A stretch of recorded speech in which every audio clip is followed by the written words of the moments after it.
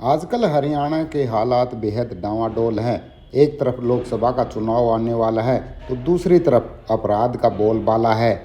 ऐसे में कोई हरियाणा में जंगल राज तो कोई गुंडा राज की संज्ञा दे रहा है। वहीं भिवानी पहुंचे जेजेपी के प्रदेश अध्यक्ष निशान सिंह ने नफे सिंह राठी हत्याकांड पर कुछ ऐसा कह दिया कि उसे कोई हजम नहीं कर पाएगा। आखिरकार निशान सिंह ने दीपेंद्र सिंह हुड्डा के कटाक्ष पर चुप्पी क्यों साधी?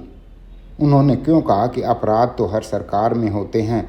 और आखिरकार क्यों उन्होंने सीएम योगी जैसी कार्रवाई हरियाणा में करने की जरूरत नहीं बताई? सुनिए उन्हीं की जुबानी। हरियाणा में गठबंधन हुआ, कांग्रेस और आम आदमी पार्टी के बीच एक सीट को लेकर कैसे देखते हैं? चुनाव सभी ने लड़ना होता है, जितनी किसी की क्षमता है। कोई अपने दल पे लड़ता है, कोई गठबंधन करके लड़ता है। हम भी गठबंधन में हैं।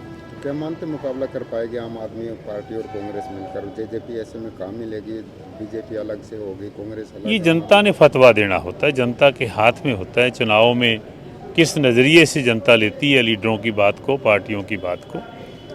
अगर कांग्रेस की बात करें, खासकर दीपेंद्र हुड्डा, वो बार बार कहते हैं कि जेजेपी ने जनता के साथ धोखा किया बीजेपी के साथ जाकर। अब अगर उनके साथ हम कर लेते, वो भी हमें कह रहे थे, तो फिर धोखा नहीं होता।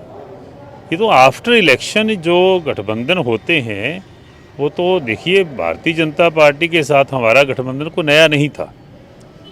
चौधरी देवीलाल जी, डॉक्टर मंगल सेन जी के समय से गठबंधन दोनों पार्टियों के होते रहे। तो वो ऐसे हालात थे कि 40 उनकी थी, 10 हमारी थी, हमने कर लिया। इसके साथ ही वो आरोप लगाते हैं कि जो जनता के साथ धोखा किया बीजेपी के साथ गठबंधन करके, अब जो है बीजेपी की 90 विधानसभा में एक में भी जमानत नहीं बच पाएगी। देखिए, ये उनकी सोच है, किसकी जमानत बचेगी किसकी नहीं बचेगी। मैंने वही बात जो कही पहले, ये जनता जनार्दन के हाथ में होता है। तो मैं तो ऐसा को कटाक्ष नहीं करूँगा कि कांग्रेस भी आज सत्ता के लिए ललायत है, प्रयास में है। तो जनता जनार्दन किसको फतवा देती है वो अक्सरियत में आएगा। सर, बात करें किसान आंदोलन भी जारी है। इनेलो हो, जेजेपी हो, देवीलाल परिवार से लेकर किसानों से जुड़ी पार्टियां रही, तो क्या कैसे देखते हैं आंदोलन को और क्या समाधान मानते हैं इसका? देखिए, बहुत गंभीर मुद्दा है, उसको हल्के में नहीं लिया जा सकता। तो हम तो इसी फेवर में हैं कि केंद्र की सरकार उन लोगों को बैठ करके बातचीत के जरिए उनका इस मसले को हल करने का काम करें। एक कैजुअल्टी हुई, बहुत सारे लोग इंजर्ड हैं, पुलिस फोर्स के हों, किसानों के हों। तो ये सारी चीज़ों से तभी बचा जा सकता है अगर बैठ करके मसले का हल करें।